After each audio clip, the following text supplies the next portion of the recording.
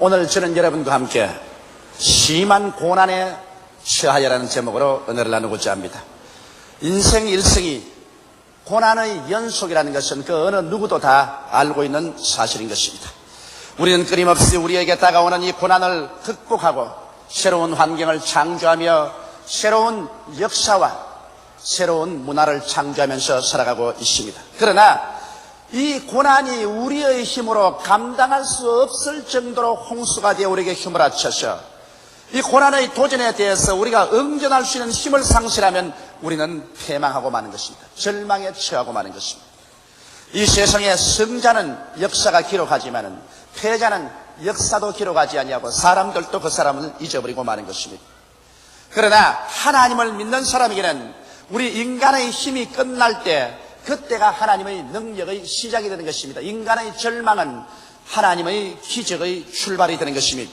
그렇기 때문에 우리는 예수 믿는 사람으로서 어떠한 고난과 절망에 처해도 우리가 하나님 앞에 나오는 이상은 낙심할 수가 없는 것입니다. 오늘 구약성경 역대하 20장 이 말씀에 보면 유다왕 여호사밧이 극한 고난에 처하게 된 것입니다. 그러나 아직 군대의 준비도 없고 나라의 준비가 튼튼하지 못한데 갑자기 모압인, 암몬인, 몇 마흔인들이 연합군을 구성해서 마치 홍수와 같이 유다를 침범해 들어왔었습니다. 유다의 척후병들이 이미 알아냈었을 때는 적의 연합군은 벌써 유다의 병경을 뚫고서 수도로 향해서 쳐들어오고 있습니다. 이 소식을 듣고 난 다음에 그만 유다 왕 여호사밧의 간담에 넣어가지고 뼈골이 다 녹는 것 같았습니다. 그는 절망에 처했습니다. 그를 대적할 만한 군대도 없고 나라의 모든 준비가 되어 있지 않습니다. 이럴 때 유다 왕 여호사밧은 어떻게 했습니까? 자기의 가족들과 함께 짐을 꾸려서 도망을 쳤나요? 그렇지 않으면 두 손을 뜨고 항복을 하고 말았나요? 그렇지 않으면 절망해버렸나요? 유다 왕 여호사밧은 다른 사람보다 남달리 하나님을 잘 알고 섬기는 사람이었습니다. 그러므로 이 유다왕 여호사밧은 자기의 인생의 극한 문제에 봉착했을 때 일반적인 사람이 취하는 해결 방식을 취하지 않고 그는 하나님을 믿는 사람이 취하는 방식을 취했습니다. 어떠한 방식을 취했을까요? 첫째로 그는 전국에 금식령을 내리고 그 자신도 금식하면서 하나님 성전에 나와서 주 하나님께 부르짖어 기도하기 시작한 것입니다. 바로 우리 그리스도를 믿고 하나님을 의지하는 사람들이 극한 고난상에 처할 때 우리가 할 수 있는 가장 현명한 길이 우리는 하나님께 찾아나와서 금식하며 부르짖어 기도하는 것입니다. 여러분, 우리가 평범한 어려운 일을 당할 때는 우리 평범하게 하나님께 기도하면 하나님께서 우리에게 지혜와 총명을 주시고 모략과 재능을 주시고 능력을 주셔서 그 문제를 대처할 수 있게 만들어 주십니다. 그러나 우리에게 극한 고난이 다가와서 우리 인간의 힘으로 도저히 극복할 수 없고 대처할 수 없게 될 때는 천지와 만물을 지은 하나님께 나오는 것이 가장 현명한 길입니다. 그래서 유다왕 여호사밧은 하나님께 나와서 그냥 기도한 것이 아니라 금식 기도를 드린 것입니다. 왜 금식 기도가 효과가 나타나느냐? 금식 기도라는 것은 목숨을 걸어놓고 기도하는 것입니다. 우리가 하루에 3번 먹습니다. 3끼니를 먹어야 우리 건강을 유지하는 것입니다.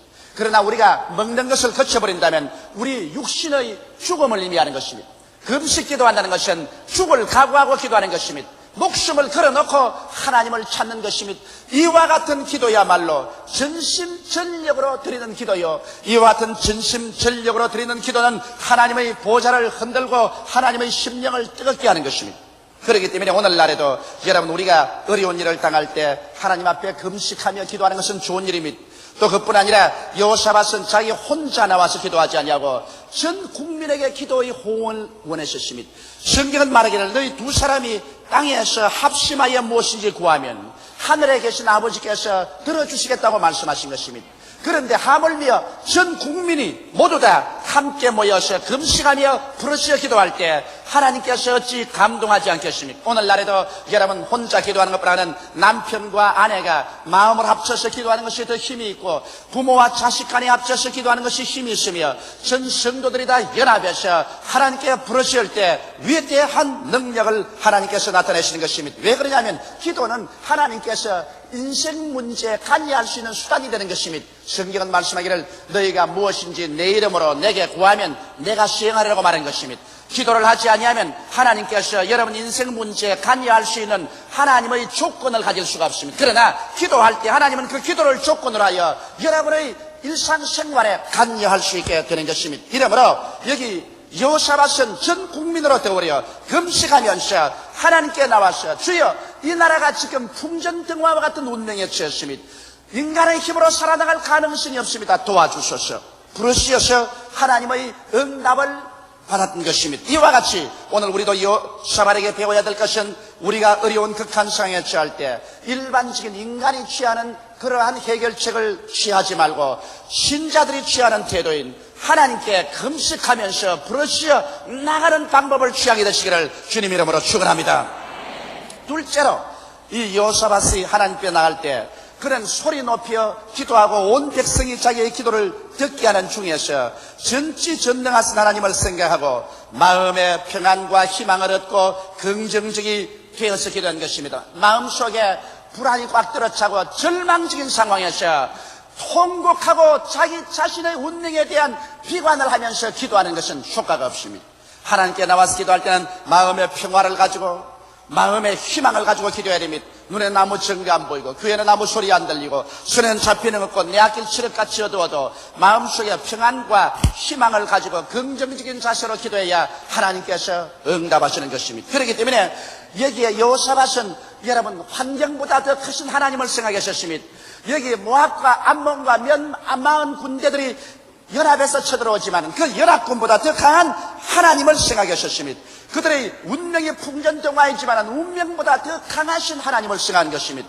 여기 여호사밧이 어떻게 기도하셨습니까? 그는 말하기를 우리 열조의 하나님 여호와여 주는 하늘에서 하나님이 아니시니까 이방 사람의 모든 나라를 다스리지 아니하시나이까 주의 손에 권세와 능력이 있사오니 능히 막을 사람이 없나이다. 여기에서 여호사밧의 위대한 기도는 그는 하늘의 하나님이시여 온 땅과 이방을 다스린 하나님이시여 절대 주권을 가지신 하나님에 대한 그것을 신앙 고백하고 자기가 듣고 사람들이 듣게 함으로 말미암아 마음속에서 불안과 절망을 내어 쫓은 것입니다.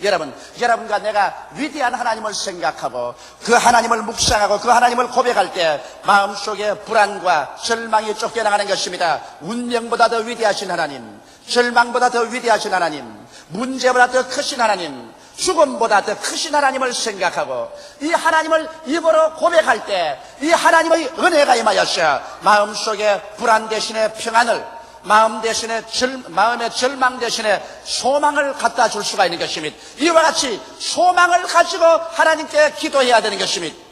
근본 우리 한국에 큰 수재가 났을 때 우리 성도 중에 무서운 절망적인 타격을 받은 집안이 있었습니다.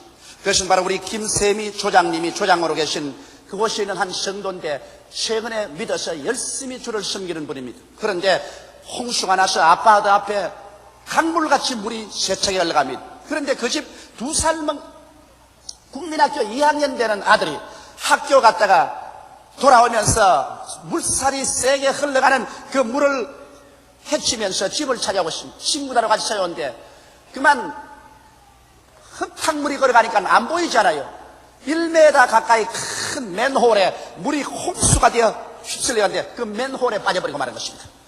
그러니 그냥 휩쓸려오는 물이 맨홀로 그 애를 때리고 막 싹 흘러들어갔습니다.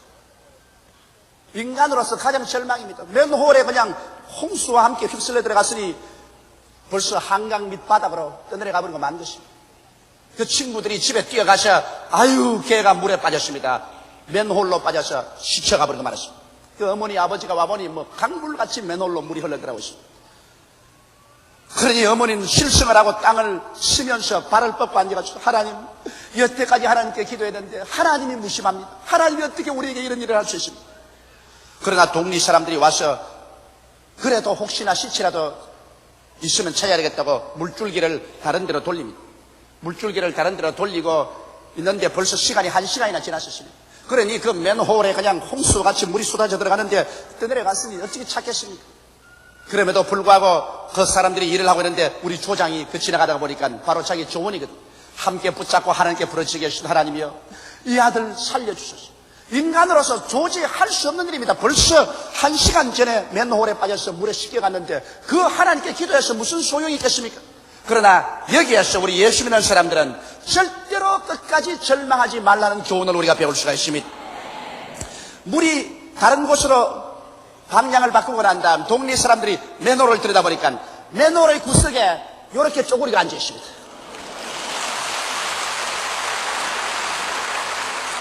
어떻게 그렇게 물살이 세서 물이 막 흘러가는데 그 물 밑 구석에 쪼그리 앉으니까 물에 확 빠져들어갈 때 자기가 하나님이여 날 살려달라고 고함을 치니까 어떤 큰 어른 한 사람이 자, 내가 줄을 던지니 이 벽에 부딪혀서 벽에서 내려가는 줄을 잡아라 그러더랍니다. 그래서 그는 줄을 잡으려고 벽에다가 바스 붙으셨어요. 붙으신 것이 바로 물살이 세니까 물이 다 머리 위로 흘러내려가는데 그 벽에다가 딱 쪼그리가 앉았어요. 그때 아무 사람도 줄이 내려가니 벽에 있는 줄을 잡으라고 고함 쓴 사람은 없었습니다. 그러나 천사가 그렇게 말을 해준 것입니다. 아무 줄도 없는데 줄 잡는다고 벽에 붙어가지고서 쪼그리고 있어가지고서 그렇게 맨홀에 물이 1시간 동안 퍼부 들어간데도 물 한 모금 마시지 않았었어요. 거기에서 숨을 쉬고 건져 나와서 구출함을 받고 말한 것입니다. 이러므로 우리가 전지전능 무소부지하신 하나님을 믿을진데 인간으로서의 극한 상황과 절망 상황에도 낙심하고 포기하는 사람이 되지 말아야 될 것이겠습니다. 이러므로 여기에 여호사밧의 위대한 점은 그의 절망적인 상황에서 그는 절망보다 더 크신 하나님을 생각하고 하늘의 하나님이시며 모든 이방을 다스리시며 절대 주권을 가진 하나님이 아니시옵나이까. 그러므로 우리는 마음속에 평안을 가지고 소망을 가집니다라는 기도를 할 수가 있습니다. 여러분께서 이와 같이 마음의 자세가 평안과 소망을 가지고서 긍정적이고 적극적인 기도를 드려야 되는 것입니다. 셋째로 여호사밧의 위대한 점은 여호사밧이 기도할 때 그냥 당황해서 기도한 것이 아니라 그런 하나님의 약속의 말씀을 힘차게 부여잡았습니다. 눈에는 아무 증거 안 보이고 귀에는 아무 소리 안 들리고 손에는 잡히는 것 없어도 그런 하나님의 말씀을 휘어잡았었습니다. 하나님의 말씀은 영원히 하늘에 굳게 섰다고 말하셨습니다. 성경 하나님께서 당신의 말씀을 모든 이름 위에 높였다고 말씀하셨습니다. 예수님께서 말씀하기를 새하늘이 무너지고 이 땅이 꺼져도 하나님의 말씀은 1.1핵도 변하지 않는다고 말씀하셨습니다. 이러므로 여기에 여호사밧은 하나님께서 이스라엘 백성에게 주신 약속의 말씀을 부여잡았습니다. 여기에 보면 역대하 20장 8절로 9절에 저희가 이 땅에 거하여 주의 이름을 위하여 한 성소를 건축하고 이러기를 만일 재앙이나 난리나 견책이나 온역이나 기근이나 우리에게 임하면 주의 이름이 이 전에 있으니 우리가 이 전 앞과 주의 앞에 서서 이 환난 가운데서 주께 부르시언즉 들으시고 구원하시리라 하였나이다. 이것은 솔로몬이 성전을 지었을 때 하나님께서 이스라엘에게 주신 약속인 것입니다. 환난 기근 온역이 다가오거나 전쟁에 처할 때 주의 백성들이 이 성전을 향해서 회개하고 부르시면 하나님이 듣겠다고 약속한 약속이 있기 때문에 여호사밧은 이 약속의 말씀을 부여잡고서 하나님 앞에 부르짖어 기도한 것입니다. 여러분, 믿음은 들음에서 나며 들음은 그리스도의 말씀으로 말미암다고 하는 것입니다. 여러분과 내가 하나님의 약속의 말씀을 우리가 보고 약속의 말씀을 입으로 고백해서 듣고 약속의 말씀을 마음에 기억하면 환경보다 더 위대한 하나님의 약속의 말씀이 여러분과 우리의 마음속에 믿음을 갖다 주는 것입니다. 이렇기 때문에 우리가 주님께 기도할 때 막연하게 기도하지 말고 여기 창세기부터 계시록까지 하나님께서 약 7천여 가지의 약속을 주고 있는 것입니다. 이 약속의 말씀을 읽고 듣고 보고 알아서 이 말씀을 가지고 서서 기도해야 되겠습니다. 저는 이런 간증을 읽어본 적이 있습니다. 전신에 피부병이 걸려서 백약이 무효고 그리고 전신이 아파서 수십 년 동안 고생을 하는 자매님이 어느 날 라디오를 틀어놓고 텔레비를 보고 있다가 그게 미스 아메리카가 나와서 자기가 짧은 다리가 부흥에 나가서 목사님의 안수를 받고 난 다음 짧은 다리가 어떻게 길어져서 최중에 미스 아메리카 되었다는 간증을 들었습니다. 그 간증을 듣고 난 다음 감동을 입고 만일 하나님께서 미스 아메리카의 짧은 다리를 길게 해주신다면 그러면 나의 피부병도 고칠 것이 아닌가. 그래서 성경에 수십 가지의 하나님의 신유의 약속의 말씀을 전부 노트에 뺏겼습니다. 뺏기고 난 다음 그날부터 그 말씀을 읽고 그 말씀을 묵상하고 그 말씀을 가지고 소리내어 기도하자마자 마음속에 태산을 움직일 만한 믿음이 생겼습니다. 그냥 그 몸의 전 질병보다도 더 무서운 믿음이 마음속에 생겼습니다. 그래서 그 믿음을 가지고 기도하자 하나님께서 마음속에 확신을 주었습니다. 너의 병은 이날로서 낫는다. 그런데 그날로부터 그 모든 몸의 피부병과 육신의 질병은 싹 나아버리고 말았다는 간증을 증언한 것을 보았습니다. 이러므로 말씀을 여러분 알고 그 약속의 말씀을 하셔야 하는 것입니다. 여호사밧은 막연하게 기도하지 않고 하나님께서 솔로몬을 통해서 주신 그 약속의 말씀 위에 흔들리지 않고 서서 하나님이 약속하지 않으셨습니까? 그러므로 하나님이 이 약속의 말씀대로 이행하여 주시옵소서. 말씀을 가지고 기도했었습니다. 넷째로 여호사밧은 기도할 때 하나님의 응답이 올 때까지 버티었습니다. 응답이 오기 전에 철수해버리면 안 됩니다. 너무나 많은 사람들이 응답도 오기 전에 그만 낙심해서 철수해버리는데, 응답이 오기 전에는 하루도 좋고 열흘도 좋고 20날도 좋고 한 달도 좋고 계속 주님께 부르짖어 기도해야 되는 것입니다. 여기에 여호사밧이 백성들과 함께 금식하면서 성전을 떠나지 않고 주님께 부르짖어 약속에 서서 기도할 때 하나님의 응답이 왔습니다. 20장 15절에 보면 야하시엘이 가로되 온 유다와 예루살렘 거민과 여호사밧 왕이여 들을지어다. 여호와께서 너희에게 말씀하시기를 이 큰 무리를 인하여 두려워하거나 놀라지 말라. 이 전쟁이 너희에게 속한 것이 아니요 하나님께 속한 것이라. 여러분, 하나님께서 응답하여서 이제는 책임을 하나님이 맡으셨습니다. 여호사밧이여 걱정하지 마라. 이 전쟁은 너희의 전쟁이 아니라 여호와의 전쟁이다. 너희가 싸울 것이 아니라 내가 가서 대신 싸워 주리라. 여러분, 오늘날 하나님께서 여러분을 대신하여 여러분의 경제 문제를 해결하시고, 여러분을 대신해서 여러분의 병도와 싸우시고, 여러분을 위해서 대신하여 여러분의 가정 문제와 싸우신다면 하나님께서 무엇을 해결하지 못하시겠습니까? 요단강을 가르시고 여리고를 무너뜨린 그 하나님께서 여러분을 위해서 친히 와서 전쟁해 주시면 여러분과 내가 친히 나가서 싸울 것이 없지 않겠습니까? 여호사밧은 하나님께 기도함으로 말미암아 하나님께서 선지자를 통하여 마음속에 확신을 주신 것입니다. 우리도 기도할 때 이와 같은 확신을 성령이 주십니다. 저도 기도할 때 종종 하나님 성령께서 이제는 기도 그만해라, 이제는 응답 받았다, 이제는 됐다는 확신이 마음속에 메아리 치울 때 있는 것입니다. 이것이 바로 예언입니다. 그 말씀을 입으로 하면 예언이 되는 것입니다. 여러분은 마음속에 예언의 영인 성령께서 확신으로 메아리 칠 때까지 낙심하지 말고 뒤로 물러가지 말고 계속해서 근질기게 기도하는 여러분 되시기를 주님 이름으로 축원합니다. 여러분의 마음속에 이와 같은 확신이 빡 들어차게 되면 그때는 벌써 하나님께서 여러분에게 성령을 통해서 예언해 주신 것입니다. 그때로부터 하나님께서 여러분의 문제를 인수인계 바른 것입니다. 이제는 하나님께서 여러분을 위해서 싸우시는 것입니다. 가정 문제입니까? 하나님이 대신하여 싸우십니다. 사업 문제입니까? 하나님이 대신하여 사업의 정책을 세우십니다. 여러분, 사회적인 문제입니까? 하나님께서 직접 나와서 그 문제를 해결하십니다. 인간이 상상할 수 없는 위대한 일들을 여러분께서 기도와 믿음으로 하나님께 맡겨놓으면 하나님께서 그것을 책임을 지고 이루어 주신 것입니다. 오늘날 하나님께서 이와 같이 위대한 일을 하시기 때문에 여러분과 내가 문제를 가지고 혼자 수고하고 무거운 짐을 지고 발버둥 치지 말고 하나님께 나가십시오. 성경은 말씀하시기를 수고하고 무거운 짐진 자들은 다 내게로 오라, 내가 너희를 쉬게 하라고 말씀하고 있는 것입니다. 또 성경은 말씀하기를 내 짐을 여호와께 맡겨버리라, 그리하면 저가 너를 돌보시라고 말씀하고 있는 것입니다. 또 성경은 말씀하기를 너희는 내게 부르짖으라, 내가 내게 응답하겠고 크고 비밀한 일을 내게 보여주리라고 약속한 것입니다. 그러므로 이와 같은 하나님의 확신이 와서 여러분의 무거운 짐이 하나님께로 옮겨져서 확신이 마음속에 물결칠 때까지 여러분은 낙심하지 말고 주님께 부르짖어 기도해야 되는 것입니다. 그 다음 다섯째로, 여기에 여호사밧이 취한 태도는 확신이 왔으니까 그대로 이제 돌아가서 앉아있자고 말하지 않으셨습니다. 그는 자기의 백성들과 일어나고 난 다음에 군대들 앞에 거룩한 옷을 입힌 성가대를 만들어서 노래하는 성가대와 함께 전쟁터에 나섰습니다. 여러분, 전쟁터에 그냥 빗발 치듯이 화살이 날라오고 창이 날라오고 말의 부러지는 소리, 전차의 요란스러운 바퀴 소리가 나는데, 그런데 성가대가 거룩한 옷을 입고 나가서 찬송을 부른다는 것은 아직 전사에서 읽어본 적이 없습니다. 그러나 성경은 이렇게 기록하고 있습니다. 백성으로 더불어 의논하고 노래하는 자들을 택하여 거룩한 예복을 입히고 군대 앞에서 행하며 여호와를 찬송하여 이르기를 여호와께 감사하세 그 자비하심이 영원하도다 하게 하였더니, 그 노래와 찬송이 시작될 때 여호와께서 복병을 두어 유다를 치러 온 암몬 자손과 모압과 세일산 사람을 치게 하심으로 저희가 패하였으니 곧 암몬과 모압 자손이 일어나 세일산 거민을 쳐서 진멸하고 세일 거민을 멸한 후에는 저희가 피차에 살육하였더라.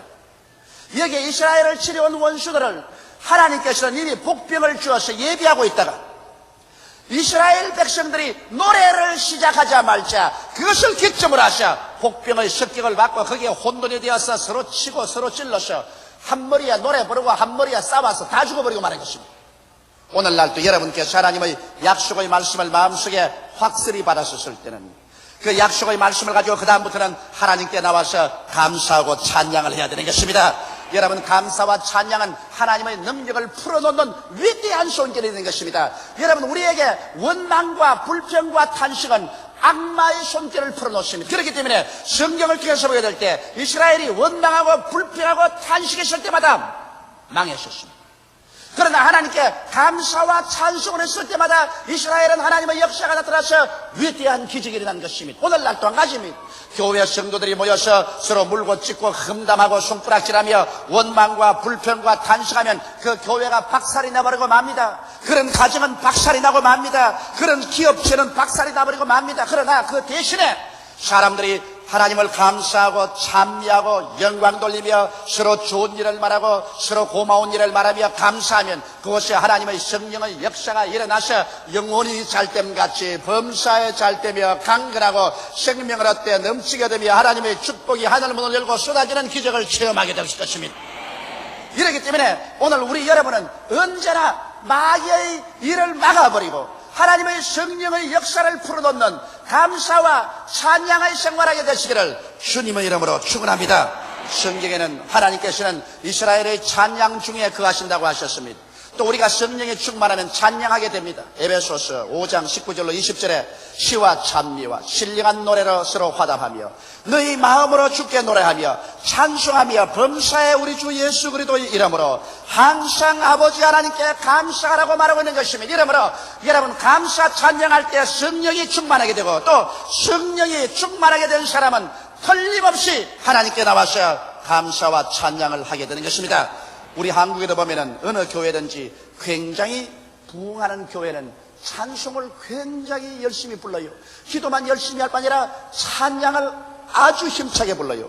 그리고 성령께서 임재하시고 회개의 능력과 하나님의 축복의 능력이 임하신 것입니다. 그러나 부흥 발전하지 않은 교회는 교회 가면 찬양이 전혀 없어요. 성도들이 찬양을 부르지 않습니다. 얼굴에 기쁨이 없고 모두 다 착잡한 심정으로 교회에 와서 그냥 말씀만 듣고는 돌아갑니다. 그 말씀조차도 하나님 중심, 십자가 중심이 아닌 철학적인 무슨 신학적인 세속적인 말을 듣고 돌아가는 것입니다. 이러기 때문에 성령의 역사가 그곳에서 일어나지 않게 되는 것입니다. 오늘 여러분, 이 교훈을 통해서 우리가 깨달아 알 수 있는 것은 여호사밧은 그 삶의 위기에 처했을 때, 고난의 극한 상황에 처했을 때 인간적인 수단과 방법을 취하지 않고 그는 그 길로 베옷으로 갈아입고 금식하면서 하나님의 성전에 가서 만군의 여호와께 부르시며 모든 백성들에게 함께 금식하고 기도한 위대한 하나님의 길을 택한 것입니다. 오늘도 여러분께서 사람의 길을 택하지 말고 여러분께 어려운 고난 처했을 때 예수 믿는 사람들은 하나님의 길을 택하시기를 바라는 것입니다. 성경은 말씀하기를 나의 의인은 믿음으로 말미암아 살리라. 뒤로 물러가면 내 마음이 저를 기뻐하지 아니하리라고 말하는 것입니다. 우리 믿는 사람은 믿음의 길을 택해서 나가야 되는 것입니다.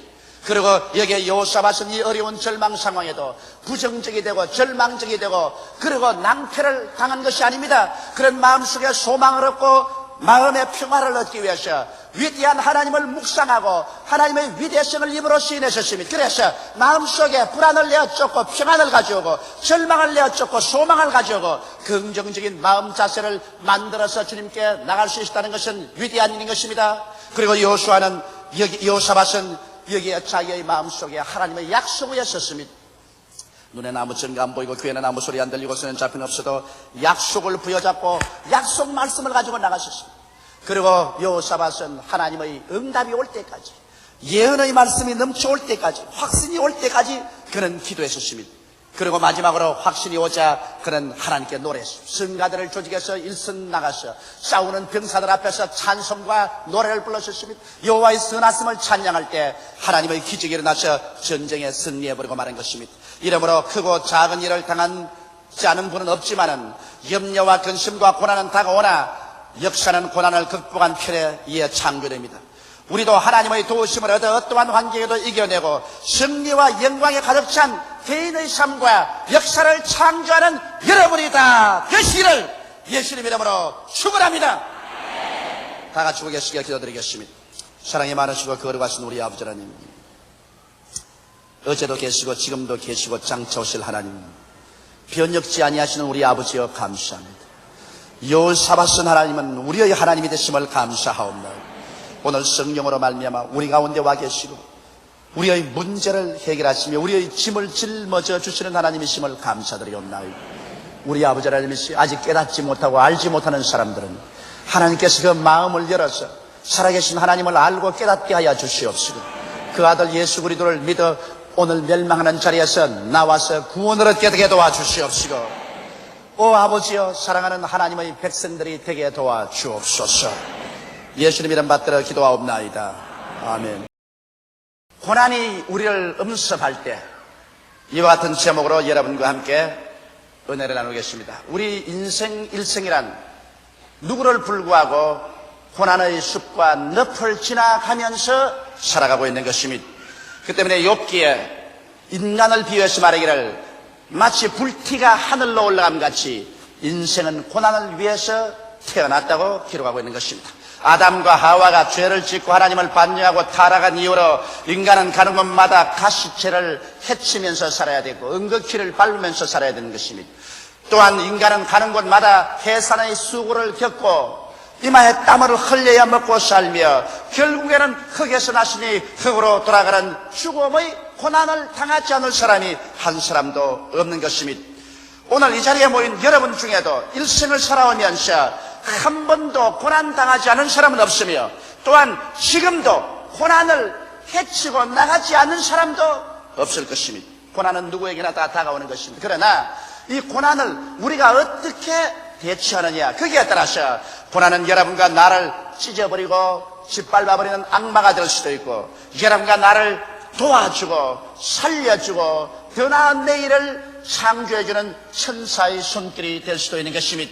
고난 그 자체는 우리로서 어찌할 수 없는 일이겠지만은 고난에 대한 우리의 자세와 태도와 대응책은 우리 각자가 다 스스로 결정해야 될 문제인 것입니다. 저는 오늘 이 시간에 여러분과 함께 고난을 악마화시키지 말고 고난을 천사의 손길로 변화시켜보자는 것입니다. 첫째로 우리는 고난이 다가올 때 이상한 일 당하는 같이 생각하지 말라는 것입니다.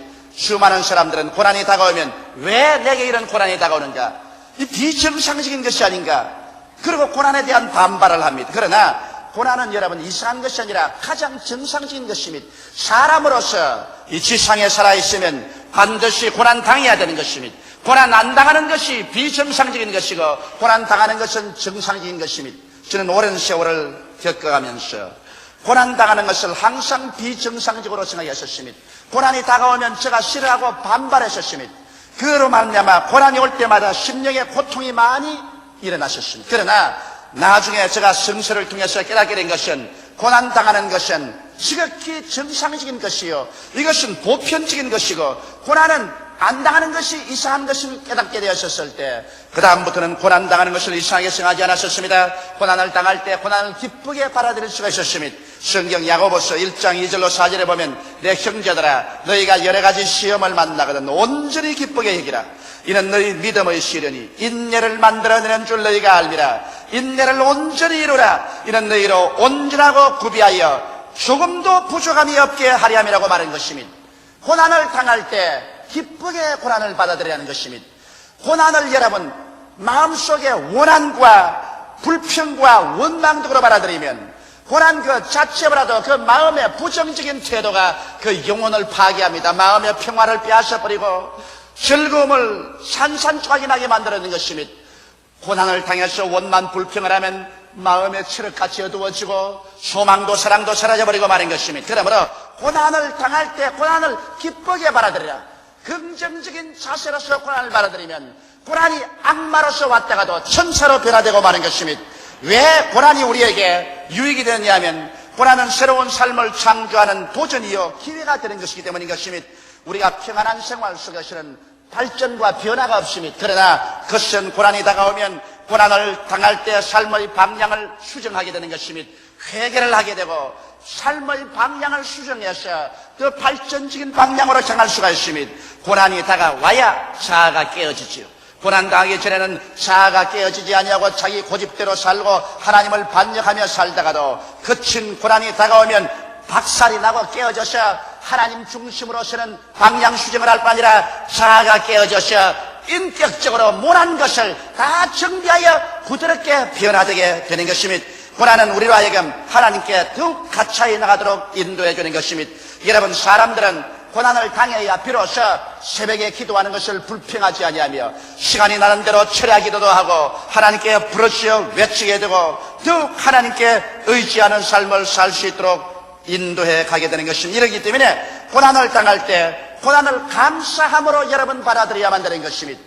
고난이 여러분께 휘몰아칠 때 이것을 부정적인 태도로 받지 말고 감사함으로 받으십시다. 성경 말하기를 범사에 감사하라고 말한 것입니다. 왜 고난에 대해서 우리가 감사해야 될지 그것은 모르겠습니다만 하나님께서는 범사에 감사하라고 했으므로 감사한 마음으로 기쁜 마음으로 밝은 마음으로 긍정적인 태도로서 고난을 받아들일 때 그 고난은 여러분과 나를 파괴하는 힘을 상실해버리고 마는 것입니다. 오히려 고난의 그 가시 돋친 모든 것이 사라지고 우리에게 아름답고 부드러운 손길로 변화되어 우리를 대접해 주는 것입니다.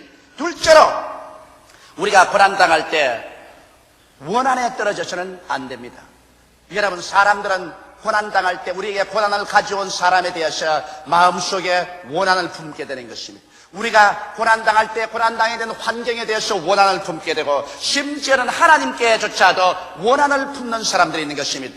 고난을 당할 때 마음속에 썬 뿌리가 나서 원한이 우리 속에 사무치게 되면은 그 고난 자체로 말미암아보다도 그 원한 때문에 이 사람은 하나님과의 기도가 끊어지고 믿음이 사라지고 평안이 없어지고 마음속에 선물이 가득하게 되어버리고 마는 것입니다. 그러므로 고난의 원인이 된 사람이나 환경이나 심지어 하나님께 대하여 원한을 품지 말아야만 되는 것입니다. 우리는 욥의 태도를 보고 잘 배울 수가 있는 것입니다. 욥은 그 소유물을 다 잃어버렸었습니다. 그러고 난 다음에 그 10자녀가 함께 잔치를 베풀다가 거친 바람이 불어와서 집이 무너져서 일시에 몰살되고 말았습니다. 거기에다가 설상가상으로 자기의 몸은 고칠 수 없는 무서운 병에 들어서 그런 잿더미 위에 앉아 기왓장으로 몸을 끌고 있었습니다. 그 아내조차 와서 말하기를 내가 이래도 순전을 지키는요 하나님을 저주하고 죽으라고 말했었습니다. 고난의 극도에 달해 있는 욥이 하나님을 원망하고 인생을 원망할 수가 있었을 것입니다. 서디슨 마음을 품을 수가 있을 것입니다. 그러나 욥기 1장 20절로 22절에 보면 욥이 일어나 겉옷을 찢고 머리털을 밀고 땅에 엎드려 경배하며 가로되 내가 모태에서 적신이 나와 싸운즉 또한 적신이 그리로 돌아가올지라 주신 자도 여호와시요 취하신 자도 여호와시니 여호와의 이름이 찬송을 받으실지니이다 하고 이 모든 일에 욥이 범죄하지 아니하고 하나님을 향하여 어리석게 원망하지 아니하라고 말한 것입니다.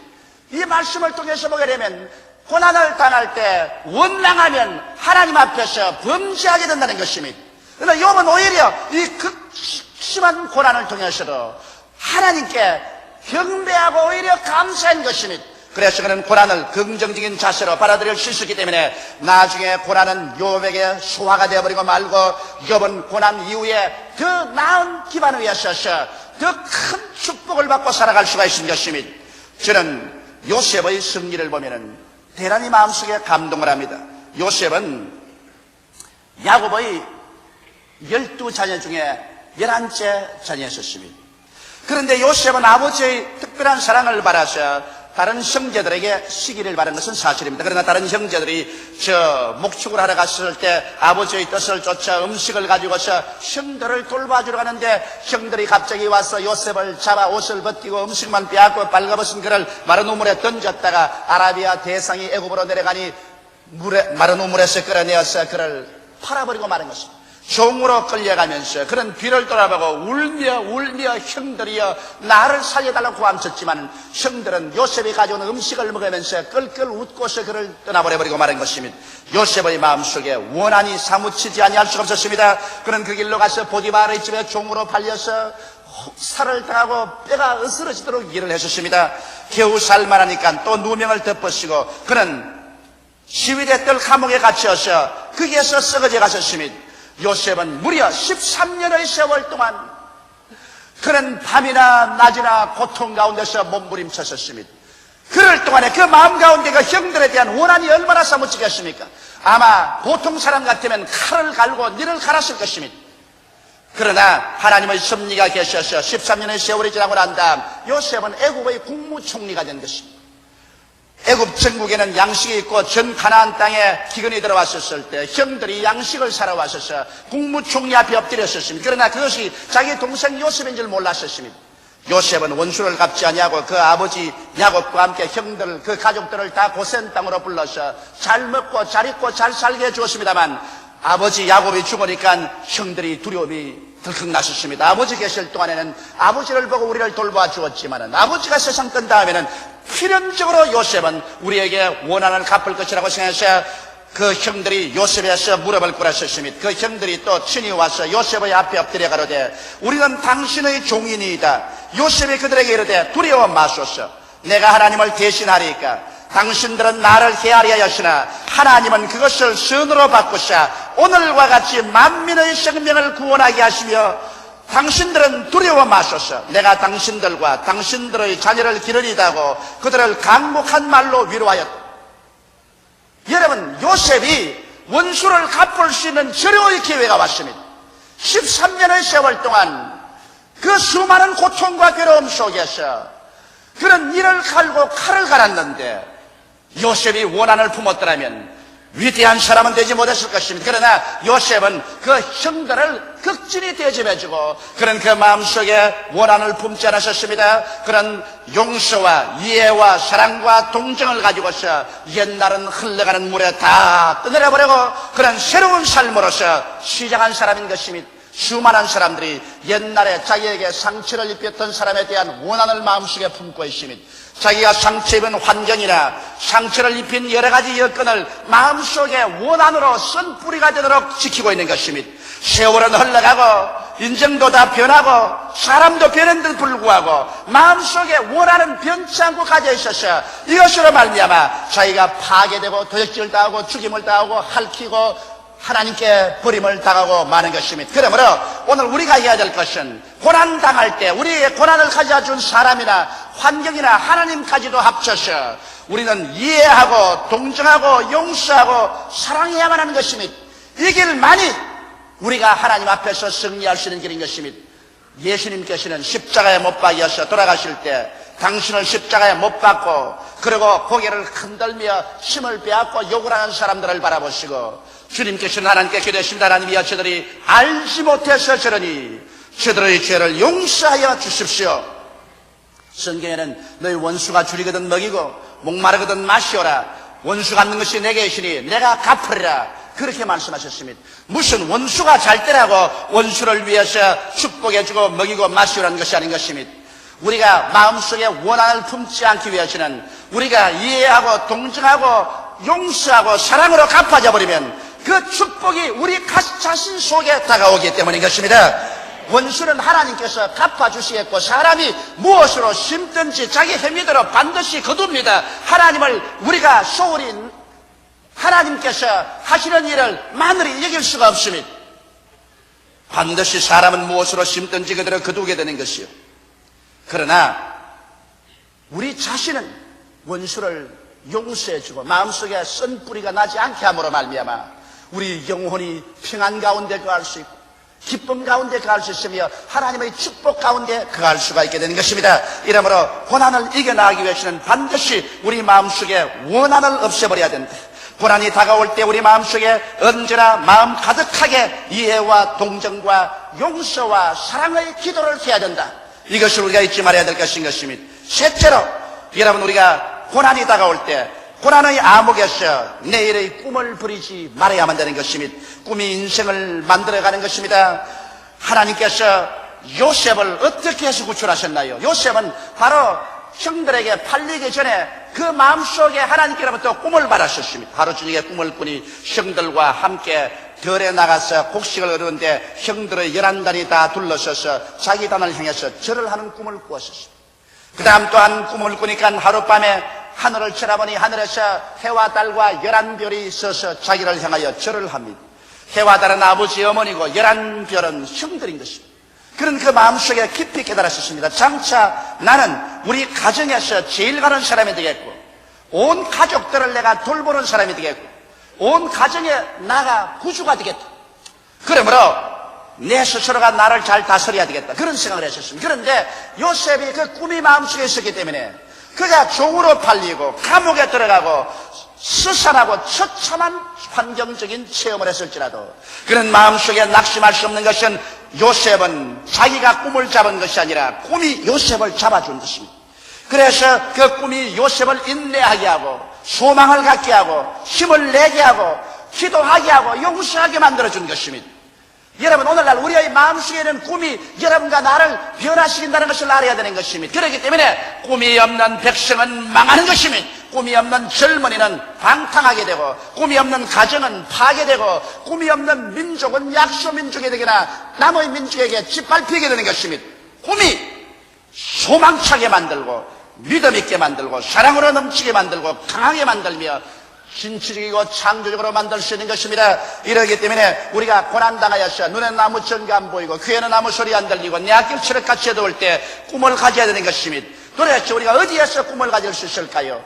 우리는 우리 주 예수 그리스도의 십자가 밑에 나갈 때 꿈을 가질 수가 있습니다. 십자가 밑에서 중생하는 꿈을 얻을 수 있으며, 십자가 밑에서 치료받을 꿈을 가질 수 있습니다. 십자가 밑에서 저주에서 해방을 얻고 축복받는 꿈을 가질 수 있으며, 십자가 밑에서 재림하는 예수께서 우리를 변화시켜 데려가서 눈물과 근심과 탄식과 죽음과 이별하는 것이나 구하는 것이 없는 새 하늘과 새 땅과 새 예루살렘에 데리고 갈 꿈을 우리가 꿀 수가 있는 것입니다. 우리는 그리스도 앞에서 영혼이 잘됨같이 범사에 잘되며 강건하고 생명을 얻되 풍성하게 얻는 꿈을 꿀 수가 있는 것입니다. 이와 같이 우리가 꿈을 꿀 수 있는 이상 절대로 그 개인이나 그 단체나 민족은 망할 수가 없는 것입니다. 우리 주를 믿는 사람들은 창세기부터 요한계시록까지의 말씀을 꿈의 재료로 사용합니다. 하나님의 성령께서는 여러분과 나에게 와서 늙은이에게는 꿈을, 젊은이에게는 환상을 주기를 원하는 것입니다. 여러분과 내가 꿈과 환상을 갖는 것이 아니라 꿈과 환상이 여러분과 나를 변화시켜 주는 것입니다. 이러므로 여러분과 나는 결코 절망에 처해서도 내일에 대한 꿈을 놓치지 말아야 되는 것입니다. 꿈속에 사는 사람은 그 꿈이 그 사람을 이끌어가기 시작하는 것입니다. 넷째로 우리는 하나님의 사랑에 대한 절대적인 신념을 가져야 됩니다. 고난이 다가와서 천한 북풍이 불고 내 삶 전체가 서선할지라도 하나님에 대한 사랑에 대한 근질긴 신념을 가져야 되는 것입니다. 믿음이란 무엇입니까? 믿음이란 것은 사랑에 대한 신뢰가 믿음인 것입니다. 사랑하지 않는데 절대 믿음이 안 생겨요. 남편이 사랑할 때 아내가 남편을 믿을 수 있습니다. 아내가 사랑해줄 때 남편이 아내를 믿을 수가 있습니다. 자식이 부모를 믿는 것은 부모가 사랑하기 때문에 믿을 수가 있는 것입니다. 공산주의와 자유진영에서 아무리 테이블을 같이 하고 계약을 맺어도 그 계약을 믿을 수 없는 것은 서로 사랑하지 않습니다. 서로 미워하고 두려워하고 의심하고 질시하고 있기 때문에 그와 같은 계약이 절대로 신뢰성이 있을 수가 없는 것입니다. 믿음이란 것은 사랑으로 말미암아서 많이 역사할 수 있는 것입니다. 그렇다면 우리가 이 땅에 살면서 진실로 하나님을 사랑할 수 있나요? 여러분, 오늘날 여러분과 내가 목숨을 내어 바쳐 하나님을 믿을 수가 있나요?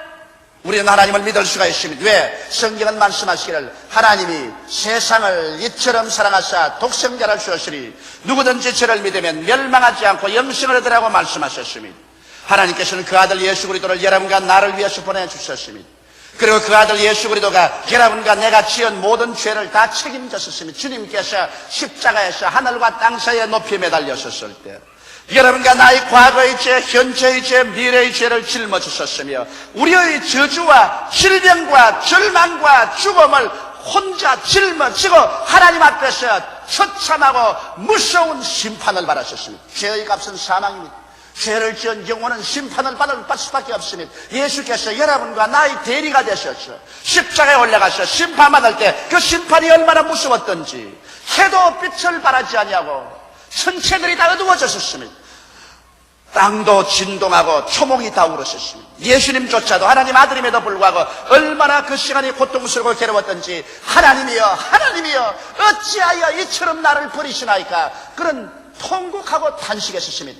처참한 심판 그를 통해서 하나님 우리 아버지께서 여러분과 나를 죄에서 놓아주시고 질병에서 건져주시고 부활할 수 있게 해주시며 저주와 가난에서 해방시켜 주시고 영원히 멸망받을 자리에서 영원히 부활해서 하나님 나라에 참여하도록 예비해 주셨으니 이에 더 큰 사랑이 어디에 있겠습니까? 여러분 우리가 아직 죄인 되었을 때 그 아들을 우리에게 주심으로 우리에 대한 하나님의 사랑을 확증하여 주신 것입니다. 이 세상이 다 우리를 사랑하지 않는다고 하더라도 하나님은 우리를 사랑하시는 것입니다. 그 하나님의 사랑이 예수 그리스도의 십자가에서 증명되어 나간 것입니다. 그리스도가 십자가에 못 박인 것이 밝히 우리에게 드러나는데 우리가 어찌 하나님의 사랑을 의심할 수가 있겠습니까? 이러므로 하나님이 세상을 이처럼 사랑했다고 할 때 그 사랑을 믿을 수가 있습니다. 이 사랑은 얼마나 큰지 현재이나 장래이나 높음이나 깊음이나 천사들이나 권세들이나 세상 그 아무 피조물이라도 예수 그리스도 안에 있는 하나님의 사랑에서 우리를 끊을 수가 없는 것입니다. 이 하나님의 사랑이 성령으로 말미암아 우리 마음 가운데 부원받았기 때문에 우리는 이 사랑을 쫓아 하나님을 의지하고 믿습니다. 눈에는 아무 증거 안 보이고 귀에는 아무 소리 안 들리고 손에는 잡히는 것 없습니다.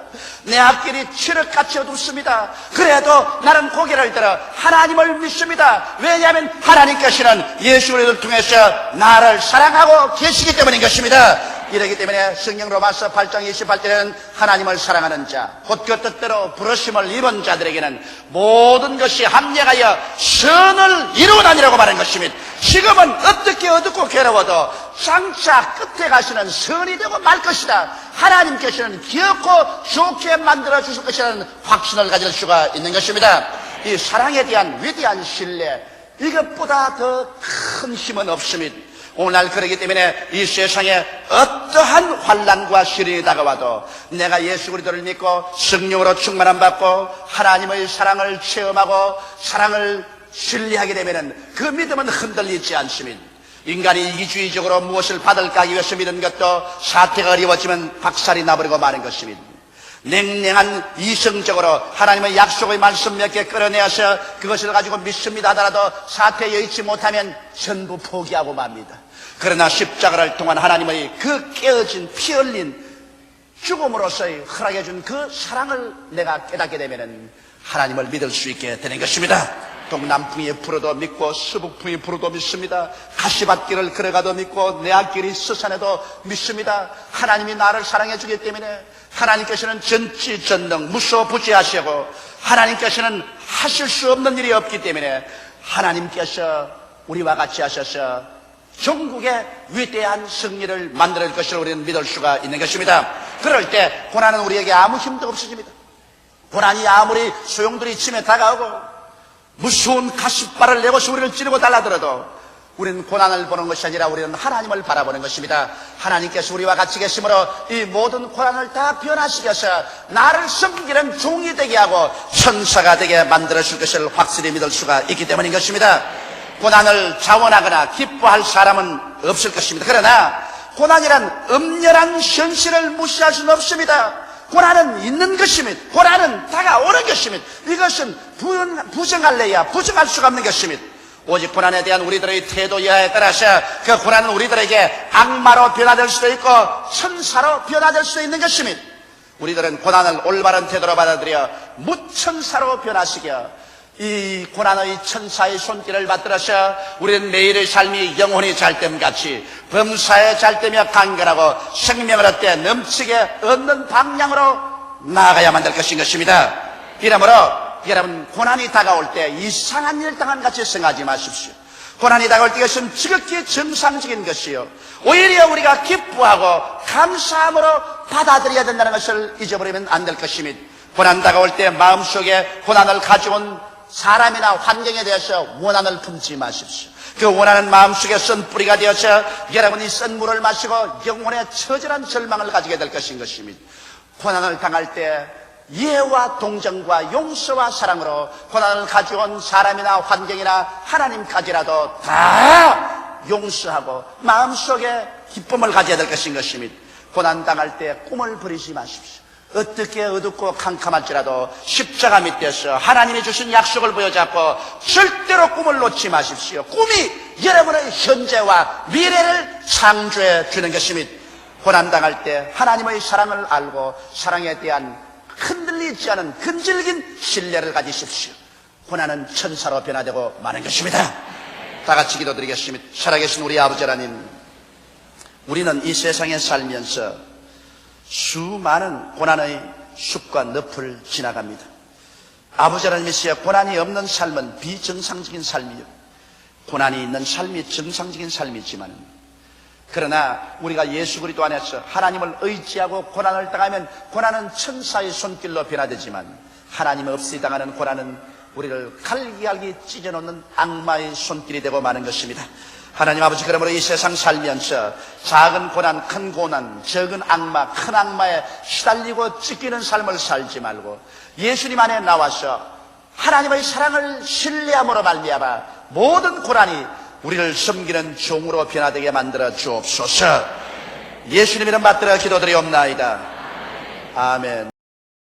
오늘 저는 여러분과 함께 결론은 하나님께서 내리신다는 제목으로 말씀을 나누겠습니다. 사람들은 생각하기를 자기들이 인생의 서론도 적고 본론도 자기들이 적고 결론도 자기들이 내릴 수 있다고 착각을 하고 있는 것입니다.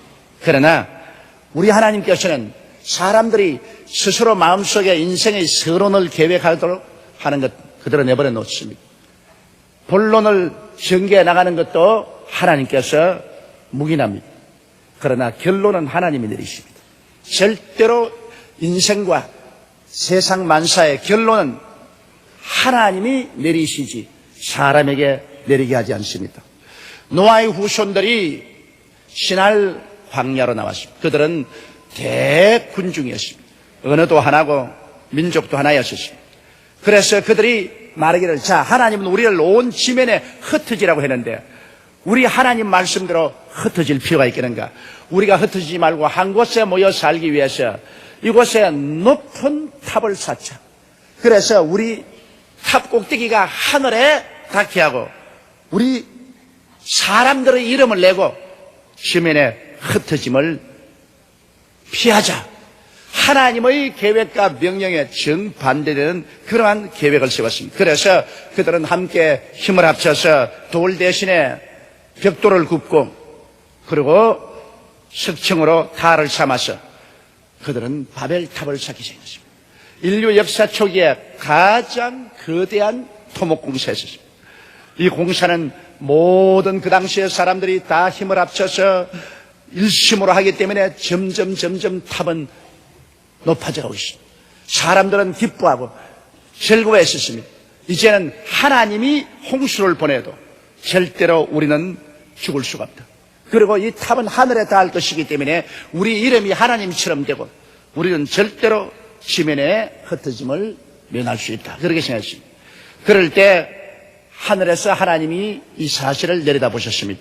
하나님 말씀하기를, 이 사람들이 종족도 하나요 언어도 하나이므로 협조가 잘 되고 이들이 이 일을 시작하였으니 이제는 감당치 못할 것이다. 우리가 내려가서 이 공사를 중지시키자. 자, 이 사람들이 자기들이 모든 계획을 세우고 그리고 이 일을 적극적으로 진행시키고 있습니다. 아름다운 결과가 이루어질 줄로 알고 있었습니다. 그러나 하나님께서 내려와 보시고 난 다음 그들의 언어를 혼잡게 하게 말하는 거죠. 순식간에 말이 달라졌습니다. 똑같은 한 가지 말을 하던 사람들이 그만 영어를 하고 프랑스어를 말하고 독일어를 하고 한국어를 하고 일본말을 하고 굉장히 복잡했습니다. 위에서 벽돌을 올리려고 하는데 말이 안 통하니까 석층을 올려주지요. 석층을 올리라고 하는데 흙을 올려오죠. 짚을 올리라고 하는데 돌을 올려오죠. 말이 통과되지 않으면 일이 안 되는 것입니다. 그래서 그들은 일이 안 되기 때문에 서로 고함을 치고 주먹질을 하다가 뿔뿔이 서로 말이 통하는 사람끼리 모여서 온 지면으로 흩어졌으니 이것이 바로 바벨탑 사건이며 여기에서 온 인류의 언어가 혼잡하게 되었다고 말했습니다. 어떤 서양 사람이 내게 와서 말하기를 한국말을 배우는데 너무너무 힘이 들다고 그래서 내가 왜 힘이 드는지 아느냐 모르겠다 그랬어. 바벨탑 만들 때 한국 사람이 열심히 많아서 제일 꼭대기에 있었기 때문에 제일 언어의 혼잡을 많이 당해가지고서 가장 어렵다 그런 제가 농담을 한 적이 있습니다. 바벨탑 사건이 아니었으면 우리가 이 세상에 이렇게 많은 언어를 가지고서 서로 통하지 않고 어려움을 당하지 않았을 것입니다. 결국 결론은 하나님이 내리시고 말한 것입니다. 그들이 탑을 쌓아 하늘 꼭대기에 닿게 하고 그들 이름을 내고 온 지면에 흩어짐을 면하자고 했지만은 그리고 그들 계획대로 서론을 세우고 본론으로 열심히 설계를 하고 그리고 물자를 공급하고 일을 했지만은 결론은 하나님이 내려오셔서 도장을 찍어버리고 말하는 것입니다. 안 돼. 결국엔 바벨탑은 무너지고 마는 것입니다. 오늘날 여러분 인생의 바벨탑을 우리가 샀습니다. 우리는 크고 작은 인생의 바벨탑을 쌓을 때 우리 스스로가 모든 것을 계획하고 그것을 진행하지만은 그러나 결론은 언제나 하나님이 와서 내리시는 것입니다. 이 사실을 통해서 오늘 우리가 깊이 깨달아야 될 것이 있습니다. 첫째로 우주의 절대 주권자는 하나님이라는 사실을 우리는 꿈에도 잊지 말아야 되는 것입니다. 사람이 우주의 절대 주권자가 아닙니다. 사람이 자기의 힘으로 하늘과 하늘들의 하늘을 지었었습니까? 땅과 바다와 그 가운데 모든 것을 사람이 만드셨습니까? 성경은 히브리서 1장 1절로 2절에 옛적에 선지자들로 여러 부분과 여러 모양으로 우리 조상들에게 말씀하신 하나님이 이 모든 날 마지막에 아들로 우리에게 말씀하셨으니 이 아들을 만유의 후사로 세우시고 또 저로 말미암아 모든 세계를 지으셨느니라고 말씀하셨습니다. 하나님 아버지는 예수 그리스도를 통해서 우주와 만물을 지으신 창조주 하나님인 것입니다. 만물을 지었었으므로 만물을 소유하신 이는 하나님이시지 우리 사람이 만유를 소유하지 못했습니다.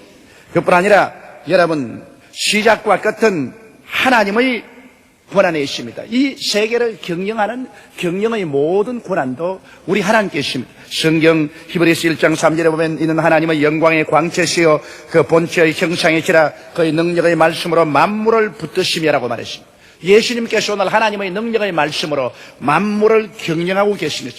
추나추동 사시절이 조금도 변함없이 정연하게 다가오고 온 천체가 자기의 진로를 정연하게 가는 것은 예수께서 그 말씀으로 천지와 만물을 돌보고 있기 때문에 그렇게 된 것입니다. 성경에는 집마다 지은이가 있으되 천지를 지은 이는 하나님이라고 했는데 하나님이 천지를 지으시고 천지를 경영하고 계시는 것입니다.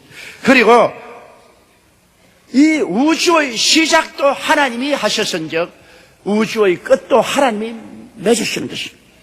요한계시록 1장 8절에 주 하나님이 가라사대 나는 알파요 오메가라 이제도 있고 전에도 있었고 장차 올 자요 전능한 자라 하시더라고 말씀하고 있는 것입니다. 이러므로 알파는 시작이고 오메가는 끝입니다.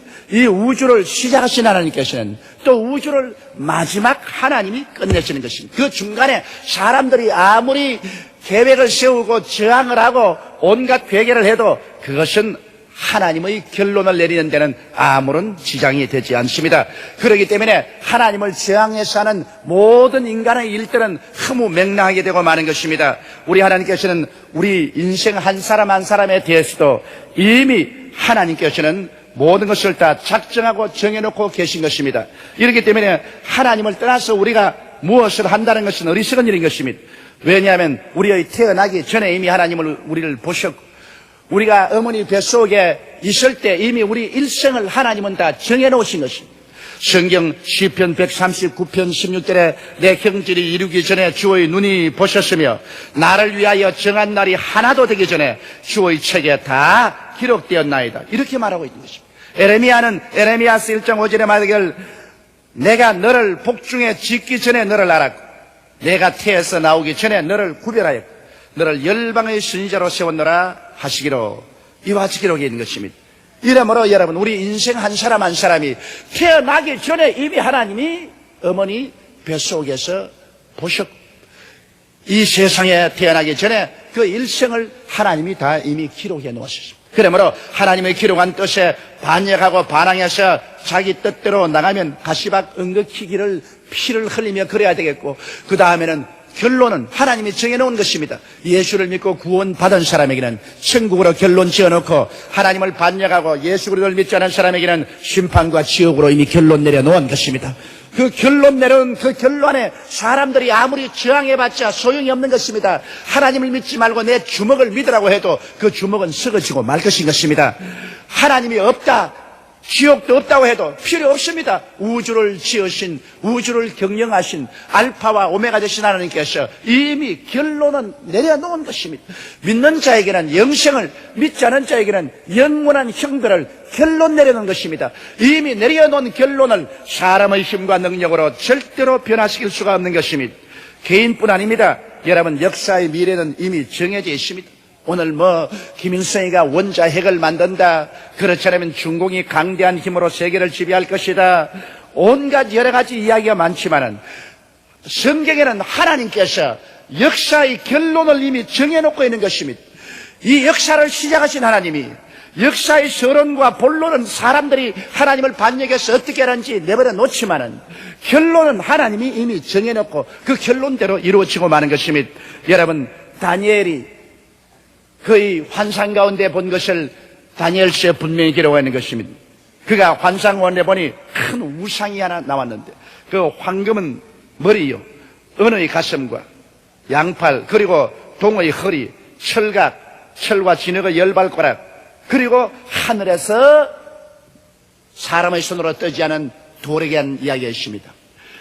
이것은 느부갓네살 왕이 본 환상인데 이것을 다니엘이 알아내고 해석을 해 주었습니다. 거기에 느부갓네살 왕이 해석한 것을 보면 다니엘은 벌써 예수님 오시기 약 600~700년 전에 이 사실을 여상하게 예언해 놓았어요. 지금부터 그러니까 약 2700년 전에 예언한 사실인 것입니다. 황금의 머리는 바벨론이요, 은의 가슴과 팔은 메대와 파서 나라요, 그 다음에는 이 동의 허리는 헬라요, 그 다음에 두 철각은 로마요. 앞으로 로마에서 마지막 때 열발가락 시대가 오는데 이 열발가락은 강한 나라와 약한 나라 열국이 모여서 구라파가 한 나라로 되려고 몸부림을 치고 있을 때 하늘에서 사람의 손으로 떠지는 돌이 내려와서 그 우상을 침해 그 우상은 풍지박산되어 흩어져 버리고 그 돌만 온 세상에 가득하더라, 그렇게 말했습니다. 그래서 다니엘이 말하기를 이 돌은 바로 하나님의 아들이며 우리 주 예수께서 강림하셔서 이 세상의 모든 인간의 역사를 종결지으시고 주님이 만왕의 왕 만주의 주로 우주를 다스릴 것을 예언하셨다고 설명을 했었습니다. 그런데 마지막 로마가 멸망하고 난 다음에 오늘날 열국시대가 전개되어 왔는데 마지막 그 열국의 로마의 판도에서 열발가락 시대가 온다는 것입니다. 로마의 판도, 유럽에서 열발가락 시대가 오는데 강한 나라와 약한 나라, 이 열국이 합쳐서 통합이 이루어질 때 그때 하늘에 손으로 떼이지 않은 돌 예수 그리스도가 강림하신다고 말했었습니다. 다니엘은 또 더 계속해서 그 이상을 보았는데 그가 보니 지중 위에 큰 바람이 불어오더니만 거기에서 이제는 여러 가지 짐승이 나옵니다. 사자가 나오고 곰이 나오고 그 다음 표범이 나오고 그 다음 무섭고 놀라우며 극히 강하고 철이가 있는 짐승이 나오는데 10뿔을 가지고 있다고 말했습니다. 그게 사자는 역시 바벨로니아를 말하는 것입니다. 곰은 바벨론을 정복한 메데 파사를 말하고 그 다음 표범은 바로 메데와 파사를 정복한 헬라의 알렉산더 대왕을 말하는 것이고 그 다음에 헬라 다음에 무섭고 놀라우며 극히 강하고 천리가 있는 짐승은 로마를 말하는 것입니다. 로마는 그 당시의 모든 알려진 세계를 무시무시한 능력으로 정복을 했습니다. 그런데 마지막 판도는 이제 이 무시무시한 짐승의 머리에서 10뿔이 돋아나다는 것입니다. 10뿔이 돋아나, 그 중에 적은 뿔 하나가 나더니만 3뿔을 뿌리쳐 뽑아버리고, 그리고 하늘의 하나님께 대해서 저항하는 말을 하고 성도와 싸워서 이기더라고 말했었습니다. 그래서 한때, 두때, 반때 동안 세계를 지배하더라고 말했었습니다. 이것은 무엇을 의미하는 것입니까? 앞에 다니엘이 본 우상을 다시 한번 하나님이 확실하게 확정해 주는 것입니다. 마지막 때는 로마 판도에서 열국이 생겨나고, 열국에서 무서운 지도자가 생겨나서 그가 하나님을 대적하고, 그리고 성도들을 정복하고 세계를 3년 반 동안 무자비하게 다스리다가 하나님께서 결론을 내리시고 하나님의 아들 예수님이 강림하심으로 이 땅은 천년왕국으로 들어갈 것을 예언하고 있는 것입니다. 바로 다니엘서 7장 13절로 14절에 하나님이 역사의 결론을 이렇게 내린다고 말하고 있습니다. 내가 또 밤 이상 중에 보았는데 인자 같은 이가 하늘 구름을 타고 와서 옛적부터 항상 계신 자에게 나와 그 앞에 인도되며 그에게 권세와 영광과 나라를 주고 모든 백성과 나라들과 각 방언하는 자로 그를 섬기게 하였으니 그의 권세는 영원한 권세라 옮기지 아니할 것이요 그 나라는 패하지 아니할 것이라. 이것이 바로 하나님의 아들 예수 그리스도의 나라인 것입니다. 이미 역사의 결론은 하나님이 내려놓고 있습니다. 이 세상에 어느 나라가 일어나서 패권을 주장하든지 그것은 인간들이 서론과 본론을 전개해 보려고 애를 쓰고 있는 것이지 결론은 이미 나라에 있는 것입니다. 만왕의 왕, 만주의 주 하나님의 아들이 오셔서 인간 권세를 다 패하고 인간 나라를 다 패하고 하나님께로부터 영원히 나라를 받아서 무궁토록 세계를 다스릴 것을 이미 예언하고 있는 것입니다. 그러므로 여러분, 결론을 내려놓은 하나님의 뜻을 받들어 살아야지 하나님의 결론을 무시해보려고 아무리 애를 써도 아무런 소용이 없는 것입니다.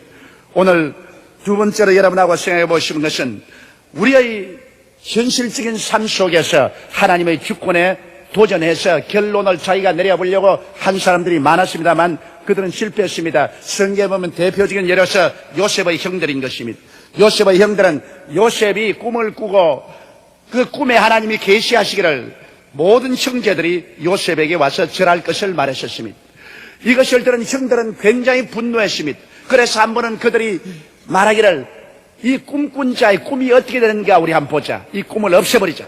그래서 아버지의 심부름으로 음식을 가지고서 목축하는 현장에 온 요셉을 잡아서 그를 옷을 벗기고 구덩이에 던져 넣었습니다. 그러다가 아라비아 대상이 오니까 구덩이에서 끌어내서 애굽으로 팔아먹었습니다. 그리고 그들은 배를 안고 있었습니다. 자, 꿈쟁이 보아라. 꿈이 어떻게 되는가 보자. 그가 아무리 꿈을 꾸어도 이제 애굽으로 종으로 팔려가시니 다시는 살아서 돌아오지 못할 것이다. 그 꿈이 흐무맹랑하게 되었다고 생각한 것입니다. 그들이 요셉을 애굽의 종으로 팔므로 말미암아 그의 꿈이 이루어지지 않도록 인간의 계획으로 서론과 본론을 전개했습니다. 애굽은 무서운 곳입니다. 요셉은 그곳에 내려가서 보디바르 집에 종이 되어 뼈가 어스러지도록 일을 했습니다. 그러나 그곳에서 다시 모함을 당하여서 그는 시위대 감옥에 들어갔습니다. 이제는 그에게는 희망이란 없었습니다. 꿈은 사라지고 하나님의 모든 계획은 다 어그러졌다고 생각한 것입니다. 사람들이 하나님의 꿈을 다 도말시켰다고 생각한 것입니다. 그러나 그가 고난당한 지 13년 만에 하나님이 결론을 내렸습니다. 요셉은 감옥에서 나와서 애굽의 국무총리로 올라가게 되었고 훗날에 기근때 양식을 살아온 형들이 모두 다 국무총리인 요셉 앞에 엎드려 절을 하게 된 것입니다. 하나님의 말씀은 그대로 이루어지는 것입니다.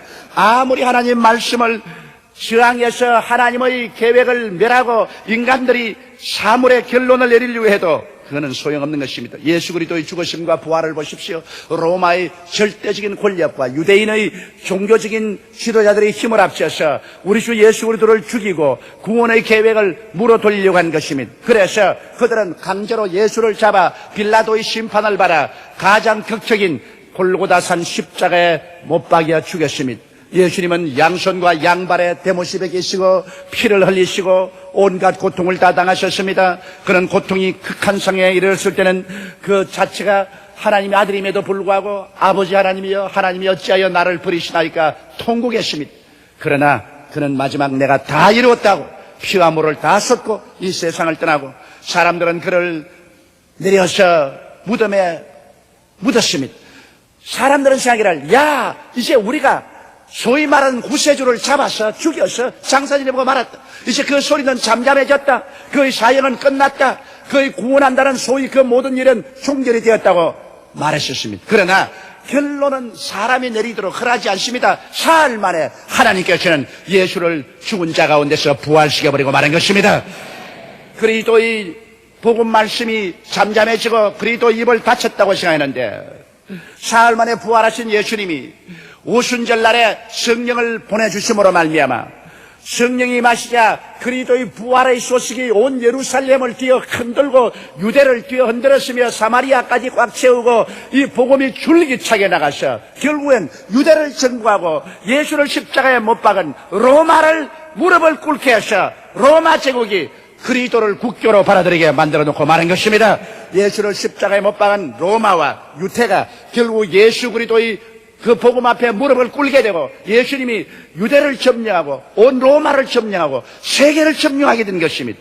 결국 결론은 우리 주 예수 그리스도께서 내리는 것이요 사람이 내리는 것이 아닙니다. 사람은 저희 온갖 계계를 다 가지고 모든 일을 진행해도 종국적으로 하나님이 모든 일의 결론을 내리는 것입니다. 셋째로 그러므로 우리가 이 세상에 살아갈 태도를 어떻게 정해야 되겠습니까? 여러분 일의 서론도 본론도 사람이 전개할 수 있지만은 결론은 하나님이 내린다는 것을 알게 될 때 우린 처음부터 하나님과 협조해서 나가야 되는 것입니다. 하나님께서는 우리 삶의 절대 주인이요 우리는 종이라는 것을 인식해야 됩니다. 우리를 만드셨으니 하나님이 우리 주인이요 우리를 값주고 사주셨으니 하나님이 우리의 주인 아닙니까? 우리같이 못난 인간을 하나님이 구원하고 천국을 주시려고 그 아들을 보내셔서 몸을 찢고 피를 흘리셔서 그 거대한 대가를 지불하시고 값주고 사셨으니 얼마나 감사한 일이요. 바로 우리는 그러므로 하나님의 소유요 하나님은 우리 주인이요 우리는 하나님의 종입니다. 종이 할 일은 뭡니까? 주인이 시키는 일을 하는 것이 종이 하는 것입니다. 종이 금방지게 내가 우로 가겠습니다. 좌로 가겠습니다. 할 권한이 없습니다. 주인이 일어나라면 일어나고 앉으라면 우로 가라면 가고 좌로 가라면 가고 주인이 시키는 일대로 하는 것이 바로 종의 역할인 것입니다. 우리는 우리 스스로가 주인이 아니요 종이라는 것을 알아야 되는 것입니다. 우리 인생의 주체는 내가 아니요 하나님이라는 사실을 깨달아 알게 되시기를 주의 이름으로 축원합니다. 그리고 우리가 절실히 깨달아야 할 것은 우리 하나님은 우리의 목자시며 우리는 그의 기르시는 양이라는 사실을 인식해야 하는 것입니다. 하나님의 목자이기 때문에 우리는 하나님의 소유물이요 하나님이 우리를 기르십니다. 이러므로 우리를 처음부터 인도하시는 이도 하나님이시고 푸른 초장에 눕게 하시고 쉴만한 물가에 쉬게 하시는 이도 하나님이시고 우리를 사나운 짐승이 오면 우리를 지팡이와 막대기로 안위하고 지켜주시는 이도 하나님이시요 우리를 자라게 하시는 이도 하나님이시요 나중에 우리를 불러서 우리에 들어오게 하시는 이도 하나님 것입니다. 이러므로 하나님께서 우리 한 사람 한 사람을 인도하시고 우리를 먹이시고 기르시고 돌보시고 우리를 지켜주시고 나중에 천국 우리를 이끌어주시는 하나님인 사실을 알아야 되는 것입니다. 하나님이 우리의 목자고 우리가 양인 이상 여러분 우리가 하나님을 바라보고 하나님을 따라갑니다. 우리가 갓 길로 새 길로 가시는 안 됩니다. 이러므로 우리의 삶 전체를 매일같이 하나님 앞에 내어놓고 하나님 저는 하나님이 기르시는 양입니다. 하나님 아버지께서 나를 책임지고 있습니다. 이러므로 나를 이끌어 주옵소서. 야훼는 나의 목자시니 내게 부족함이 없으리로다. 제가 나를 푸른 초장에 누이시며 쉴만한 물가로 인도하시는도다. 내 영혼을 소생시키시고 자기 이름을 위하여 의의 길로 인도하시는도다. 내가 사망의 엄침한 골짜기로 달린지라도 해를 두려워할 것은 주께서 나와 함께 하심이라. 주의 지팡이와 막대기가 나를 안위하시나이다. 주께서 원수의 목전에서 내게 상을 베푸시고 기름으로 내 머리에 바르셨으니 내 잔이 넘치나이다. 나의 평생에 주의 선하심과 인자하심이 정녕 나를 따르니 내가 야훼의 집에 영원히 가리로다. 할렐루야 아멘. 이 사실을 우리가 가슴속에 깊이 새기고 우리 스스로가 마음대로 인생을 살도록 되어 있지 않다는 것을 알아야 되는 것입니다. 그러므로 우리는 범사에 하나님의 뜻을 구해야 됩니다. 하나님이여, 주의 뜻이 어디에 있습니까? 우리는 서론부터 시작해서 본론도 하나님 뜻대로 하고 결론도 하나님이 내린데 순복합니다. 이러므로 처음부터 하나님 뜻을 알고 따라가게 하여 주시옵소서. 우리가 하나님의 뜻을 간절히 찾고 구하면 하나님께서는 여러 가지 모양과 방법을 통해서 하나님의 뜻을 우리에게 알려주시는 것입니다. 그 방법은 우리가 찾을 필요가 없습니다. 우리가 하나님의 뜻을 알기를 간절히 소원하고 간구하면 우리에게 하나님의 뜻을 보여주는 것은 하나님이 하실 일인 것입니다. 하나님이 어떠한 방법을 통해서 알려주시는지 그는 하나님이 계획하고 작정하실 것이요, 사람이 알아서 할 일이 아닌 것입니다. 그리고 우리는 매일같이 성령님의 인도를 간구해야 됩니다. 하나님께서는 성령을 보내셔서 우리를 손잡아 이끌기 위해서 섭리하셨습니다. 하나님의 성령은 항상 우리와 함께 계셔서 우리를 돕기를 원하시는 것입니다. 그러므로 보혜사 성령님을 늘 인정하고 환영하고 모셔드리고 보혜사 성령께 의지하면 성령이 우리 손을 잡고 이끌어 주어서 아버지의 뜻대로 살게 만들어주는 것입니다. 이러고 아버지를 믿고 우리는 강하고 담대해야 됩니다. 하나님의 뜻을 알면 눈에는 아무 증거 안 보이고 귀에는 아무 소리 안 들리고 손에 잡히는 건 없어도 강하고 담대하게 하나님의 뜻을 쫓아 살아야 되는 것입니다. 세상에는 흑암이 많고 파도가 요란스럽습니다. 그것을 보고 두려워해서는 안 됩니다. 하나님의 뜻을 알면 타협하지 아니하고 믿음으로 서서 하나님의 뜻을 따라 우리는 살아가야만 하는 것입니다. 그럴 때 여러분, 우리는 고난 없이 인생을 살아갈 수 있습니다. 하나님이 우리 위해서 예비한 신장로를 통해서 살아가면 하나님의 성령이 우리를 이끌어 주시는 것입니다. 처음부터 하나님의 뜻을 거역하고 하나님의 계획 대신 자기 계획을 세우면 하나님이 닦아놓은 신장로를 떠나서 내가 길을 닦아서 살려고 하기 때문에 힘들고 고달프고 땀을 흘리게 되고 가시에 찔리고 응급기에 휘감기게 되는 것입니다. 그리고 고생을 하게 되는 것입니다. 성경 잠언서 16장 1절에는 마음의 경영은 사람에게 있어도 말의 응답은 야훼께로서 나느니라고 했으며, 잠언서 19장 21절에는 사람의 마음에는 많은 계획이 있어도 오직 야훼의 뜻이 완전히 서리라고 기록되어 있습니다. 그러므로 하나님 없이 인간이 아무리 삶의 서론을 적고 본론을 집행해도 오직 하나님께서만이 마지막 우리 인생의 결론을 내리시는 것입니다. 하나님이 결론 내리실 때는 하나님은 인정사정 보지 않고 무자비하게 주님께서 결론 내리십니다. 그럴 때 인간의 모든 살아온 일생은 다 흐무맹랑하게 되고 인류가 도모한 모든 계획은 산산조각이 나게 되고 말 것입니다. 깊은 상처를 받게 될 것입니다. 하나님께서는 절대로 개인이나 인류 역사의 결론을 인간이 내리도록 허락하지 않습니다. 그것만은 하나님의 특권입니다. 왜냐하면 성경에 말씀하기를 나는 알파요, 나는 오메가요, 나는 처음이요, 나는 나중이요, 나는 시작이요, 나는 끝이라고 말씀하는 것입니다. 이러므로 하나님 아버지께서 절대 주권으로서 온 우주와 인류와 만물을 다스린 것을 알고 그 앞에 고개를 숙이고 하나님 아들 예수를 구주로 모시고 하나님이 이끄시는 세계로 가는 사람은 행복한 사람인 것입니다. 지혜로운 사람인 것입니다. 그 사람의 내일은 아름다운 소망으로 가득하게 되는 것입니다. 왜냐하면 하나님이 결론 내리는 세상은 눈물과 근심과 탄식과 이별하는 것이나 공하는 것이나 앓는 것이나 죽는 것이 없는, 상함도 해함도 없는 영원한 천국이기 때문인 것입니다. 우리 다 같이 우겨서 기도드리겠습니다.